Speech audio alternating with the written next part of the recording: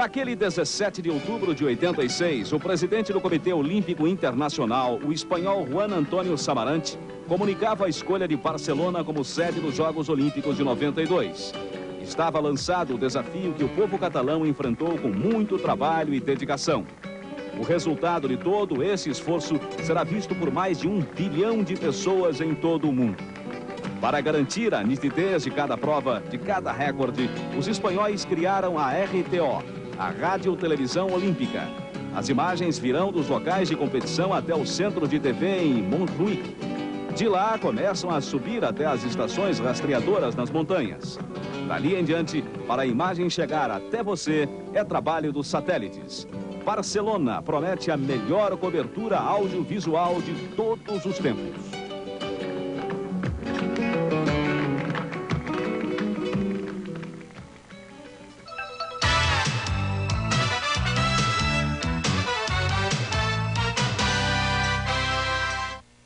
Little lady, good morning.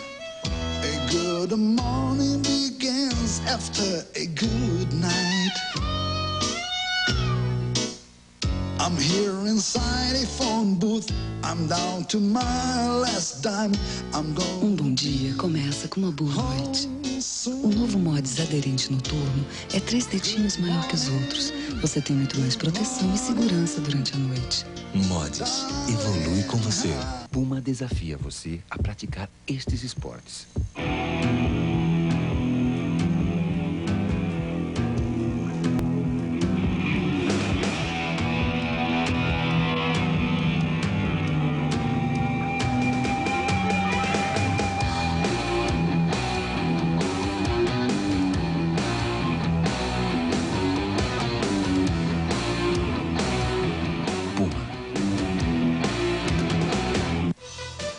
Momento Olímpico.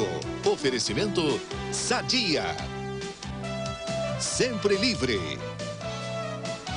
Tênis Puma. Ouro Vivo do Banco do Brasil. E Coca-Cola.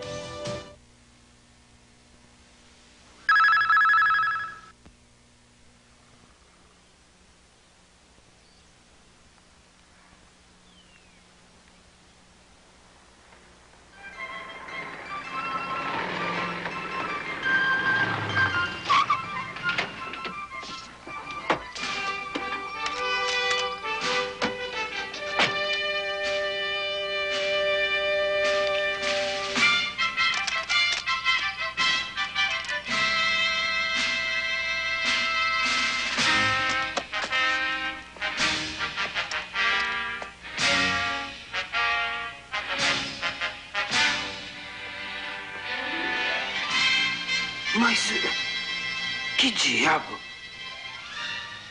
Ah, aquele filho da mãe. Se ele bagunçou meu quarto, se não estiver arrumadinho, eu mato aquele cretino.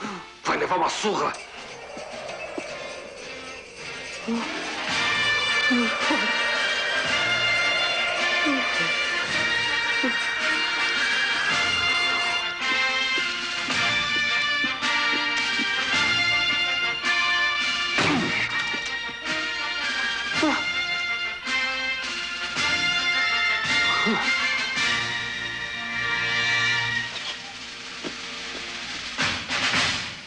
Quietos.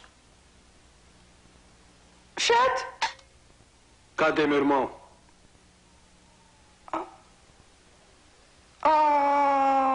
Eu não sei. Considere-se morto.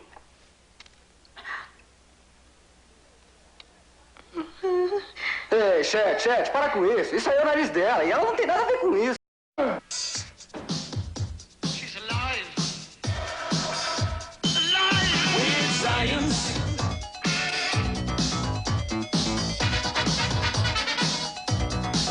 Weird science. Elastic tubes and pots and pans, bits and pieces and magic from the handle make it weird science. Se você vai entrar com o carro à direita ou à esquerda, passe com bastante antecedência para a pista mais à direita ou mais à esquerda e sinalize. Ande legal.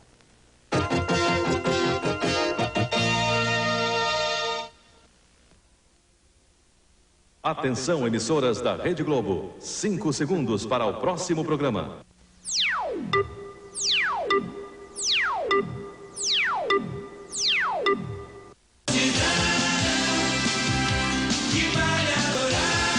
Golden Boys, ao vivo, em discos, fitas e compact disc som livre.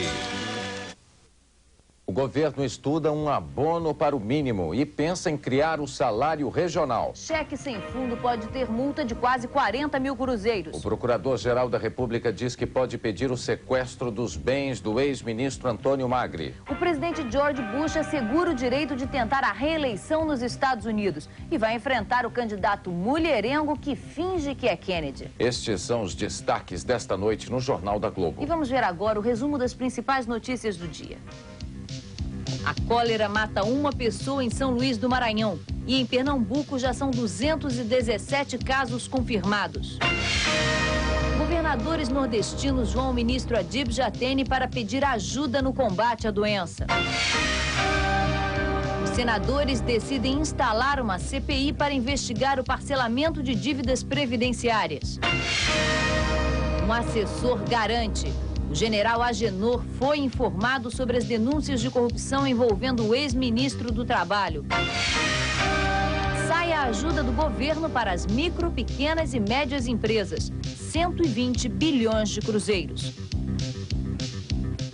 Já está com o presidente Fernando Collor um estudo sobre o salário mínimo feito pelo Ministério da Economia. Uma das sugestões é para que ele passe a ser regional. O relatório apenas dá dicas. Sugere, por exemplo, um índice só para reajustar o salário mínimo, mas não diz de quanto em quanto tempo. Outra dica: o salário mínimo deveria ser regionalizado. Este quadro mostra as diferentes realidades do país. Um aumento de 30% no salário de janeiro causaria um impacto de quase 20% nos gastos do governo piauiense e de apenas 0,02% no paulista. O relatório enfatiza que para manter boa parte da população no estado de extrema pobreza, o salário mínimo hoje deveria ser de 150 mil cruzeiros. Para passar essa população para o estado da pobreza, o salário então deveria ser de 200 mil cruzeiros.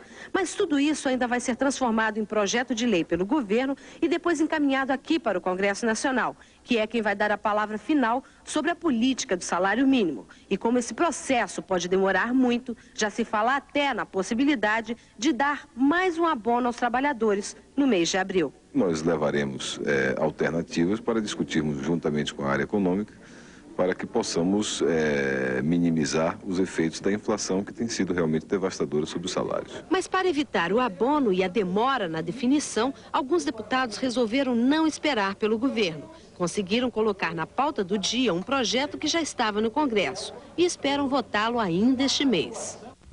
As empresas administradoras de cartões de crédito se recusam a fornecer à Receita Federal dados sobre os gastos dos clientes. Nesta terça-feira, em Brasília, representantes das empresas e do governo se reuniram para ver se chegavam a um acordo. Em todo o país, 8,5 milhões de pessoas usam cartão de crédito. E a Receita Federal quer saber de cada uma quanto gastou no cartão e de onde veio o dinheiro para esses gastos. A Receita diz que assim pode chegar aos sonegadores. Segundo a Receita Federal, existem hoje pelo menos 500 mil pessoas que gastam no cartão mais do que declaram receber. São, por exemplo, executivos que recebem como salário o dinheiro gasto no cartão de crédito, como um salário indireto e que escapa dos impostos. Para pegar essas pessoas, a Receita Federal pediu às administradoras de cartões de crédito o total de gastos de todos os clientes no ano passado e ao contribuinte o total de gastos dele também no ano passado. As administradoras de cartões de crédito dizem que isso é inconstitucional e os clientes também não gostaram da ideia. A partir do momento em que isso aí for oficializado realmente, for formalizado, o meu cartão está automaticamente cancelado. Ainda não existem dados oficiais, mas, segundo as administradoras, o número de cancelamentos de cartões de crédito cresceu muito na última semana. E esse foi um dos argumentos que os representantes dessas administradoras usaram hoje na reunião com a Receita Federal. Eles alegaram também que, além de todas as dúvidas jurídicas no fornecimento de dados de clientes à Receita, ainda existe uma dificuldade operacional internacional no fornecimento de dados ao próprio cliente. As empresas levariam de 30 a 60 dias para informar ao cliente o total de gastos dele no ano passado, que deve ser incluído na declaração de renda. Sem acordo, ficou marcada uma nova reunião para terça-feira que vem.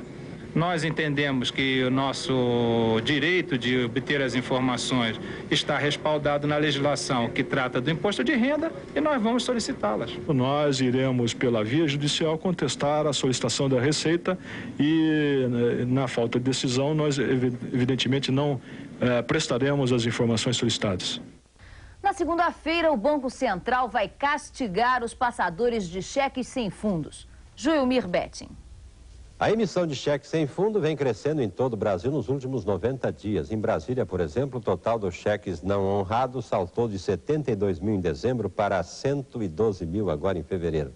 Mas vem aí, a partir de segunda-feira, uma pancada firme no bolso e na moral dos passadores de cheques sem fundo. É quem andou espalhando cheques pré-datados antes, durante e depois do Carnaval, muito cuidado. Segunda-feira, a multa vai subir em 1.028%. Na primeira devolução do banco, 7.500 cruzeiros, na segunda dobra para 15 mil. E o passador vai para o Cadastro Nacional dos Emitentes de Cheques Sem Fundo, cadastro que os computadores vão espalhar por todo o país. E para tirar o nome dessa lista negra, limpando a honra, outra taxa de 15 mil cruzeiros. Em resumo, o cheque sem fundo na semana que vem pode custar 37.500 cruzeiros, hoje custa menos de 1.300 cruzeiros. Divulgada a primeira prévia do IGPM para o mês de março, 11,83%. Nos primeiros 10 dias de fevereiro, o índice geral de preços de mercado foi de 11,44%. Os fabricantes de calçados encontram uma saída para a crise: usar materiais mais baratos. As novidades estão sendo mostradas na Feira Nacional do Calçado, em Novo Hamburgo, no Rio Grande do Sul. A 29ª FENAC começou de olho no lojista. A proposta é recuperar as vendas de calçados que nos últimos anos caíram 40%. Segundo dados da Associação Brasileira da Indústria de Calçados, em 89, o Brasil produziu 450 milhões de pares de sapatos para o mercado interno. Esse ano, a produção de calçados deve cair para 300 milhões de pares.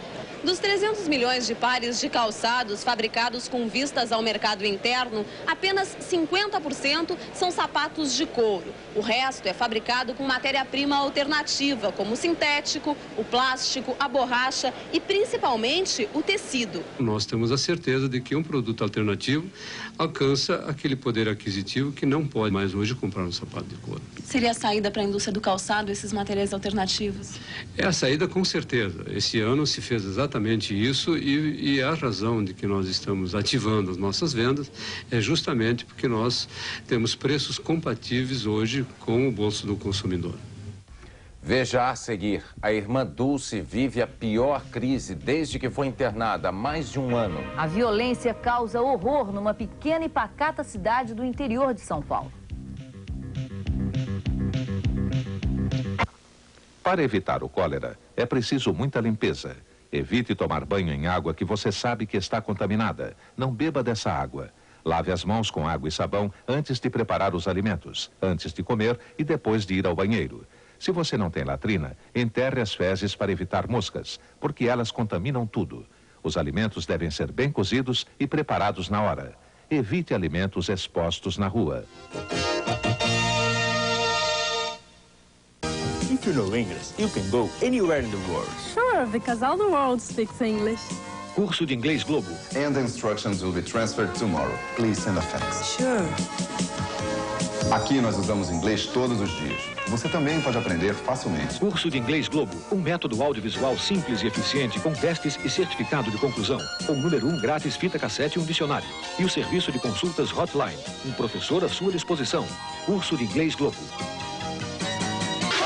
Esse ponto de esquece. A rede tinha que ser até Homem-Aranha. O lixo era 31, 32. E o 434 tinha o medo do dentista. É das folgas uma musiquinha. A gente aprende muito, sai até com uma profissão. Formatura, muita emoção e orgulho. A mãe, a avó, a família toda. O serviço militar é uma lição de vida. Aí, amigão, vai completar 18 anos, você pode se alistar na Marinha, no Exército ou na Aeronáutica. Esse tempo você nunca vai esquecer.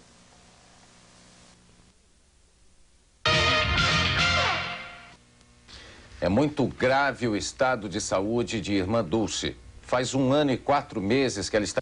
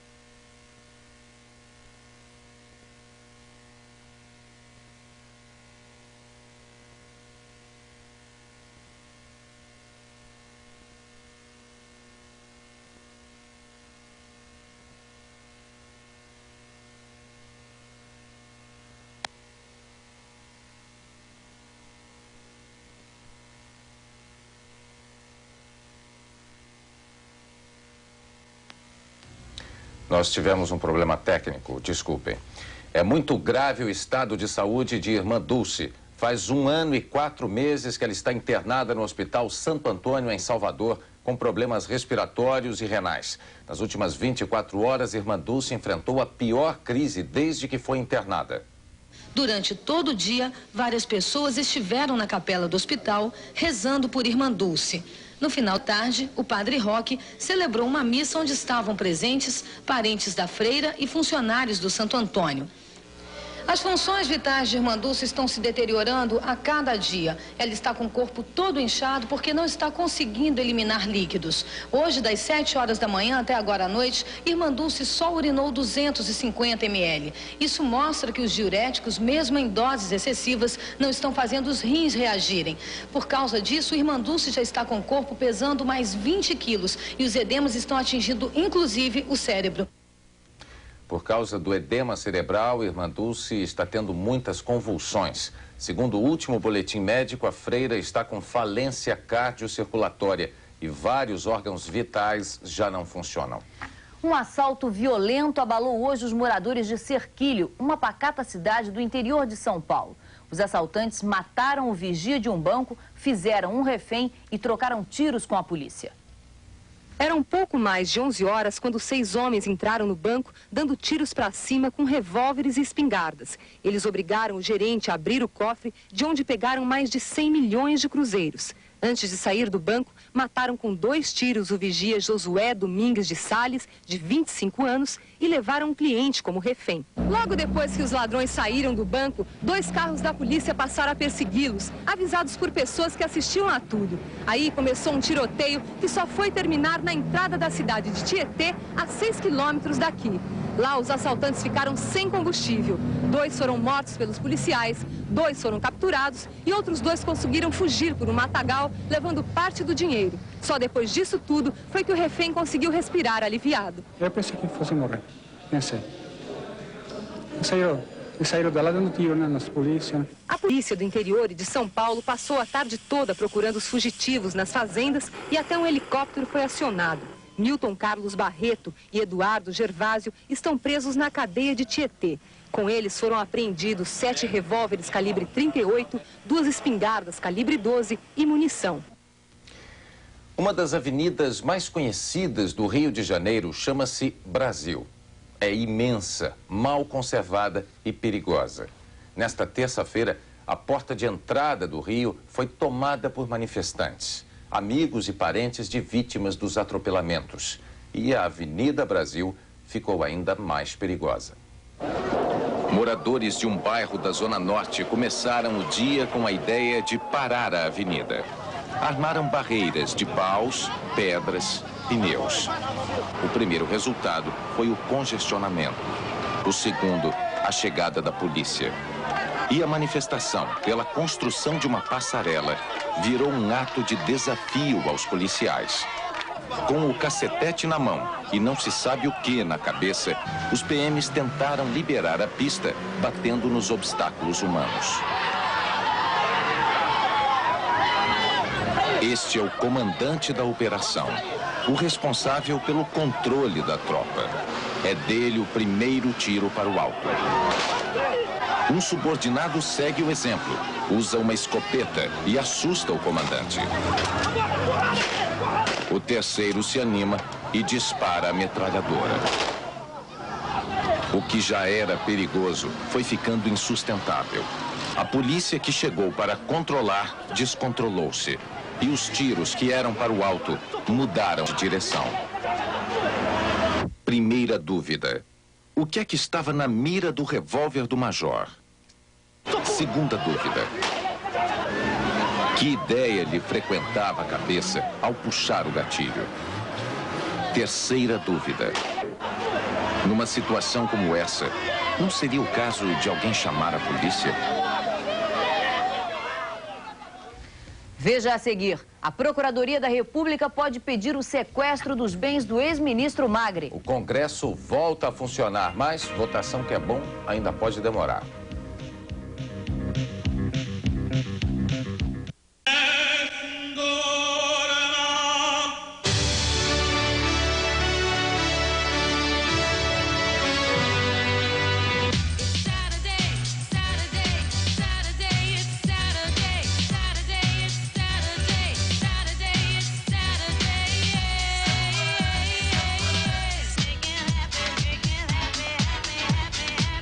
Resumo da ópera, em discos, fitas e compact discs, som livre. Escuta, é verdade que esse jornal tá publicando anúncios classificados de graça? Tá mal o negócio aí, companheiro. Não, é brincadeira, desculpa. Me publica um anúncio aí pedindo um gerente. Aliás, pede 5, é de graça mesmo, né? Cuidado. Roteiro de emprego grátis acaba atraindo anunciante que detesta trabalho. Imagina, pode checar, o que é isso? Manda também 10 secretários. Classificados de emprego do Estadão. Aqui, quem seleciona você também é selecionado.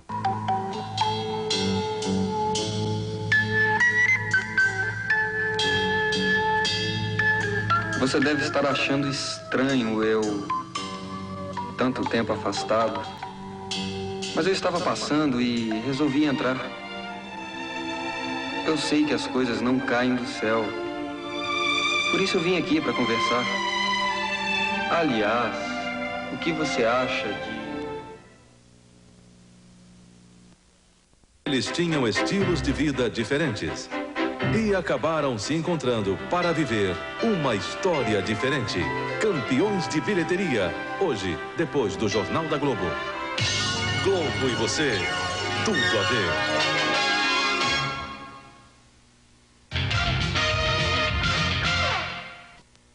Os líderes dos partidos no Congresso Nacional decidiram hoje os principais assuntos que serão votados no primeiro semestre deste ano.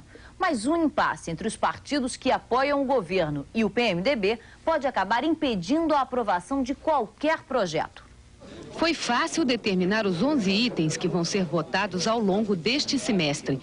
Dentre eles estão o projeto que regulamenta o serviço portuário, o que trata da participação dos empregados nos lucros da empresa, o que cria o imposto sobre fortuna e o que trata da política do salário mínimo. O difícil vai ser começar a votação. Na reunião com todos os líderes, não houve acordo sobre a votação do projeto que cria a Secretaria de Governo. Por causa disso, os líderes dos partidos que apoiam o governo se reuniram em separado para definir a estratégia desta quarta-feira e garantir a aprovação do projeto. A Secretaria de Governo tem até titular, o ministro Jorge Bornhausen, mas ainda depende do voto de 252 parlamentares para existir oficialmente. O problema é que o PMDB vai dificultar a votação desta quarta-feira. O partido quer antes votar um decreto legislativo que, se aprovado, determina o pagamento imediato do aumento de 147% aos aposentados. Como nem o governo nem a oposição têm maioria aqui no Congresso, sem acordo, o jeito é partir para a briga no voto. Vamos esperar que o PMDB possa compreender que essa é uma matéria administrativa que não tem relevância para ser discutida comparando com outras matérias. O PMDB entende de que o Congresso Nacional vai considerar realmente como matéria prioritária a questão dos aposentados e não a criação de mais um órgão do governo. O Congresso volta a funcionar e enfrenta um impasse logo no começo dos trabalhos. A reabertura do Congresso depois do Carnaval está ameaçada de paralisia se não houver algum tipo de negociação entre o PMDB e o governo. O PMDB diz que nada vota se não houver prioridade para o aposentado e que impede qualquer outra votação que não diga respeito ao aposentado. Paralisia agora significa paralisia no único semestre útil do ano, já que o outro semestre vai estar sendo ocupado pelas eleições municipais. Outros partidos, como o PSDB, por exemplo, alegam que há outras questões do interesse da nação que não prejudicam os aposentados e que poderiam ser votadas, mas o PMDB não concorda. A saída agora está nas mãos de quem se dispuser a negociar. Os empresários brasileiros Bernardo Weinert e Oswaldo Rodolfo Weiner podem ser presos na Argentina. O juiz Vanderlei de Andrade Monteiro, da Justiça Federal do Rio, pediu nesta terça-feira à Interpol que localize e prenda os dois. Eles são proprietários da transportadora Coral, uma das empresas com parcelamentos privilegiados na Previdência Social. O juiz anulou também uma decisão do ex-presidente do INSS, José Arnaldo Rossi, que favorecia a empresa. O Procurador-Geral da República, Aristides Junqueira, diz que pode pedir o sequestro dos bens do ex-ministro Antônio Rogério Magri, caso fique provado que houve enriquecimento ilícito. E eu não posso fazer distinção com relação ao ex-ministro. Comprovada a prática de um delito, e se deste delito resultou a aplicação do produto do crime em benefício pessoal, no aumento do patrimônio pessoal, isso é previsto no nosso Código de Processo Penal, que é de 1941, que é possível sequestrar bens. Eu estou usando a palavra sequestro porque o sequestro é a medida prevista no Código de Processo Penal. Sequestrar bens que haja indício de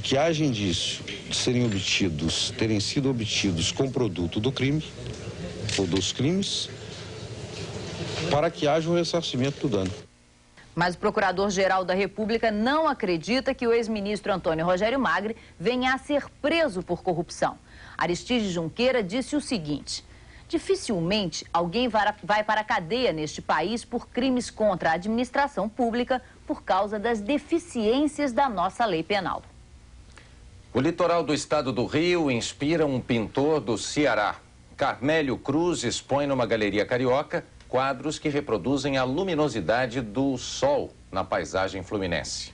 Carmélio Cruz explora as imagens da natureza, a simplicidade da folha de amendoeira, as cores vivas do hibisco, os atobás à beira-mar. Observador atento, ele capta flagrantes do comportamento carioca e da paisagem da cidade e recria na tela o que já é bonito por natureza. Esta ilha perdida no oceano tem os contornos de um corpo de mulher. O pintor retrata a natureza exuberante da região de Pedra de Guaratiba, a 30 quilômetros do rio, onde está refugiado há 7 anos, entre barcos de pescadores e bandos de aves marinhas. Carmélio Cruz já teve uma fase figurativa. Depois, percorreu as trilhas do estruturalismo e da pintura ótica. Mas foi em Pedra de Guaratiba que ele se reencontrou com o ofício de pintar. Hoje, ele vive uma fase que define como um reencontro com a natureza. Veja a seguir, as eleições primárias nos Estados Unidos antecipam que Bush vai ter que enfrentar o candidato democrata que tem fama de mulherengo. E o ex-presidente Gorbachev, depois de perder o poder, perde o relógio. Foi assaltado na rua.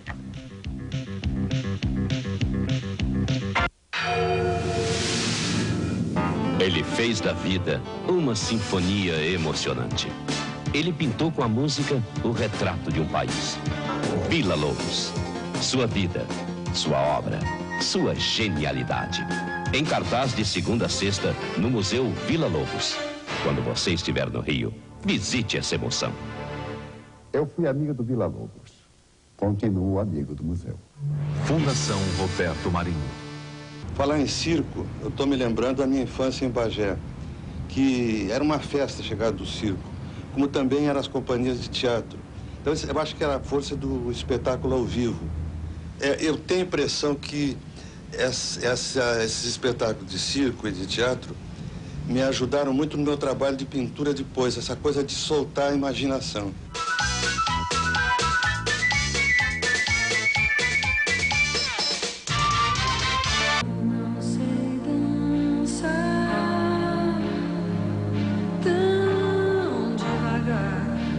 Ondas de amor pelas cortinas luz, como um sábado de sol. Era só imaginação. Fêmea, puro ser. Perigosas peruas. Em discos, fitas e compact discs, som livre.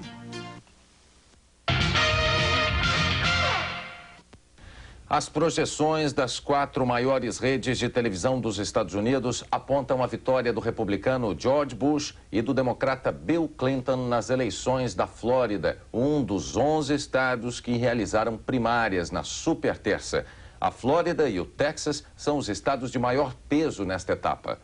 Paulo Henrique Amorim tem outras informações direto de Nova York. As pesquisas de boca de urna mostraram agora à noite que Bill Clinton venceu fácil as primárias de hoje porque ele teve o apoio maciço do eleitorado democrata mais pobre. Nos estados do Sul, Clinton conseguiu mais de 80% dos votos do eleitorado preto. E no Texas, quase 70% do voto dos imigrantes de língua espanhola, principalmente os mexicanos. Songas, pelo jeito, ficou com um eleitorado democrata de classe média alta. Só que, segundo essas mesmas pesquisas de boca de urna, 25% dos democratas não confiam no caráter de Bill Clinton. Acham que ele é mulherengo e que fugiu da guerra do Vietnã. As pesquisas também mostram que, entre os republicanos, George Bush está ganhando todos os delegados à convenção do partido. Depois de hoje, vai ser difícil Pat Buchanan continuar na luta, mesmo tendo tido uma boa votação na Flórida. Só que 1/3 dos republicanos do Texas, o estado em que Bush vota, não aprova a maneira como Bush está governando. Paulo Henrique Amorim, de Nova York. A pesquisa de boca de urna indica a vitória do presidente Bush e do democrata Clinton em pelo menos 5 dos 11 estados que realizaram primárias nesta super terça. Agora vamos aos últimos números das eleições primárias nos Estados Unidos. No estado da Flórida já foram apurados 54% das urnas. Entre os democratas, Bill Clinton conseguiu 51% contra 33% de Paul Songas. Entre os republicanos, Bush já tem 67% contra 33% de Pat Buchanan. No estado do Texas, até agora, Bush conseguiu 71% contra 23% de Buchanan. Entre os democratas, Clinton está vencendo com 65% dos votos contra 19% de Paul Songas.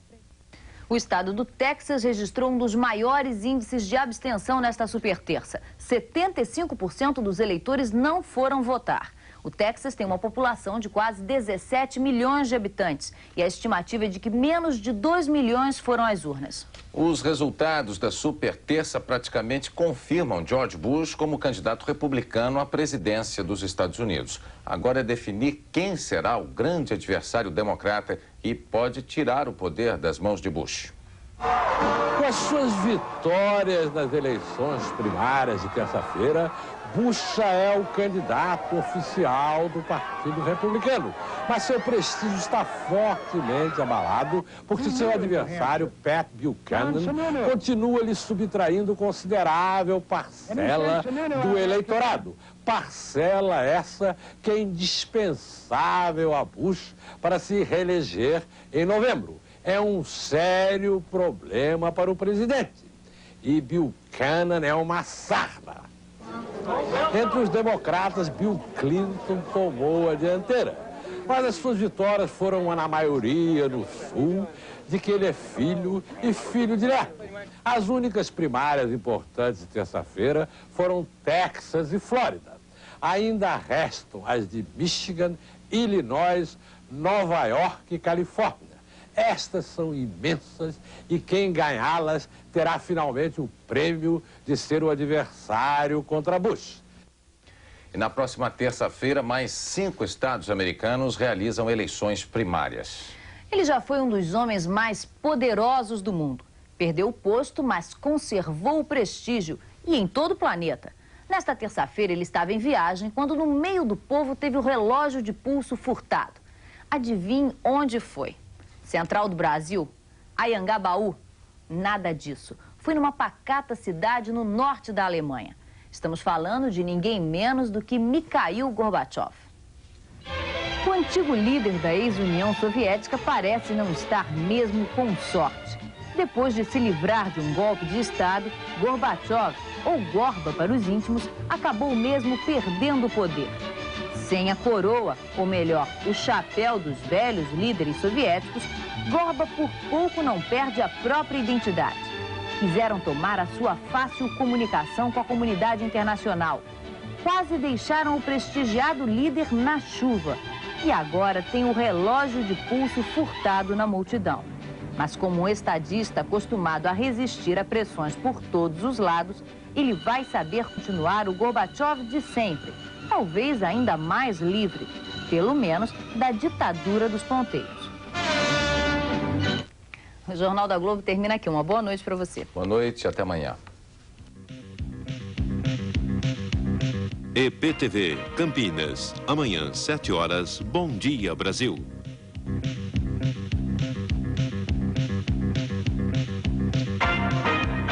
Ia me incomodar. Pedra sobre pedra, em discos, fitas e compact discs. Som livre. Mundial de Fórmula 1. Próximo desafio, Grande Prêmio do México, ao vivo, direto do circuito Hermanos Rodrigues. Domingo, dia 22. Oferecimento Chocolates Nestlé. Brahma Chopp, na Fórmula 1, fique com a número 1. Rainha System, rainha, pratique esta marca. Linha Fiat, à frente de seu tempo. E Philco, toda a emoção do mundo em suas mãos. Milhares de escolas do ensino de primeiro grau estão bastante danificadas. Em muitos casos, a destruição é feita pelos próprios alunos ou por membros da comunidade. A escola pública é uma propriedade de todos. Alunos, pais, professores e toda a comunidade devem proteger esse patrimônio. Cuidar do que é seu é prova de inteligência.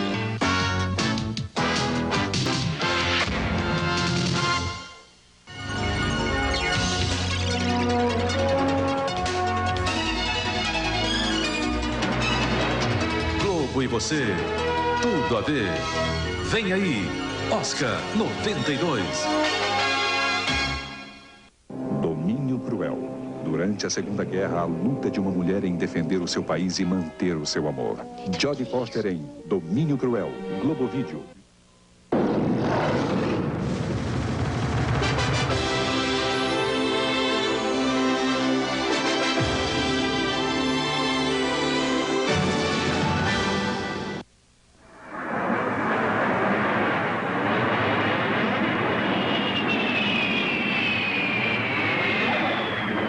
Distribuição Viacom, uma história diferente. Versão brasileira Alamo.